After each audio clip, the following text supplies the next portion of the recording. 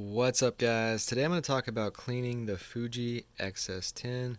So I recently got this camera and I really love it. I love the ergonomics of it and the video and photo quality. But I was having trouble. I didn't remember spilling anything on it, but I was having trouble with this knob right here. It had gotten really sticky where I could barely turn it. So I would blow air in it really hard and it seemed to help a little bit, but it was still really sticky. So I couldn't find any videos about it anywhere, anybody cleaning these. And so it's not water resistant or anything. So I decided to take some floss and pull it in tight through here. And I went all the way around it with this floss under the knob here, and it totally fixed the problem.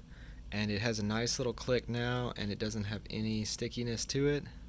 So that's just an easy way to clean all the knobs on this camera, and probably a lot of DSLR and mirrorless cameras as well. So yeah, that's the Fuji X-S10. It's a great camera, and I'm going to be making a lot more videos about this camera on this channel. So hit the subscribe button, and thanks for watching.